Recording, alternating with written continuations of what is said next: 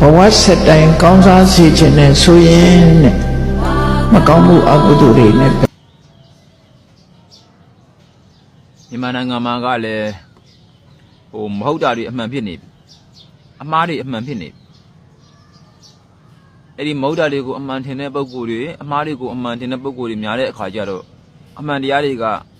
နောက်ထုတ်ပေးရတယ်အမှန်တရားတွေနောက်ထုတ်ပေးရင်အမှားတရားတွေကြီးစိုးတဲ့အခါမှာအဲ့ဒီအမှားရဲ့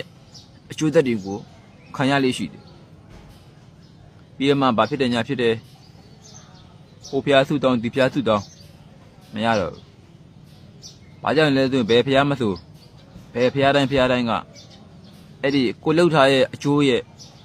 ကိုလှုပ်ထားရဲ့ကောင်းမှုကုသိုလ်အကုသိုလ်တို့ရဲ့အကျိုးတရားကိုသူတို့ပယ်ဖြောင်းနိုင်စွမ်းမရှိဘူး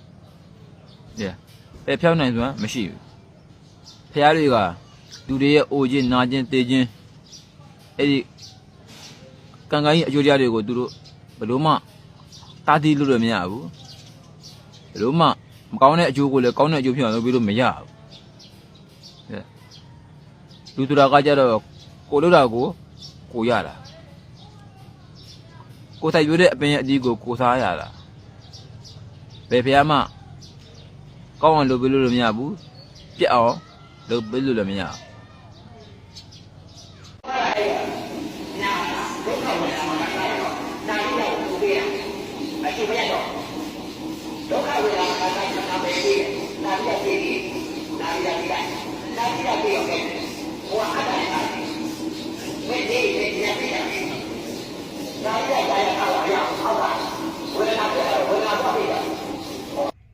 ဦးဇင်းတို့မြန်မာနိုင်ငံမှာတက္ကပုံတစ်ခုရှိပါတယ်။ကုံရှုံးရင်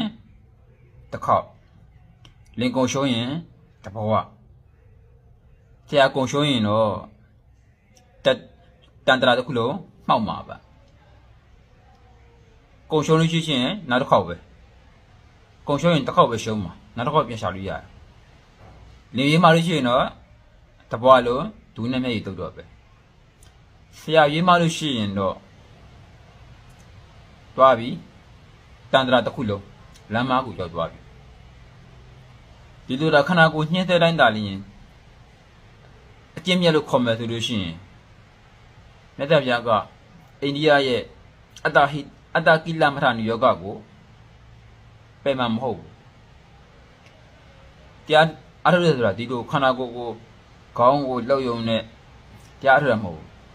တကယ်တော့တရားအထုရဆိုတာကဘာကိုပြောတာလဲဆိုရင်ကိုယ့်ရဲ့ခန္ဓာမှာဖြစ်ပျက်နေတဲ့ယုံနာသမားတွေကိုကိုယ့်ရဲ့ဉာဏ်နဲ့သိတာကိုတရားအထုရခေါ်တာဖြစ်ပါနော်အဲ့ဒါလို့ခန္ဓာကိုယ်ကိုညှင်းတဲ့ယုံနဲ့တရားရမယ်ဆိုလို့ရှိရင်မြတ်စွာဘုရားမိတိမပရိပဒါကိုရှာတွေးမှာမဟုတ်ပါဘူးဘာကြောင့်လဲမြတ်စွာဘုရားကလည်းခန္ဓာကိုယ်ကိုအမျိုးမျိုးညှင်းတဲ့ခဲလို့ဖြစ်ပါတယ်သူကအညှင်းတဲ့တာကိုသူကတရားရမရတဲ့အခါကျတော့မိတိမပရိပဒါကိုရှာတွေ့တာဖြစ်ပါတယ်နော်အားလုံးပဲလမ်းမကနေပြီးတော့လွတ်မြောက်ကြပါသည်ဆရာ၍မမကြပါသေးနဲ့လို့ဦးဇင်းတောင်းစုပြုပါတယ်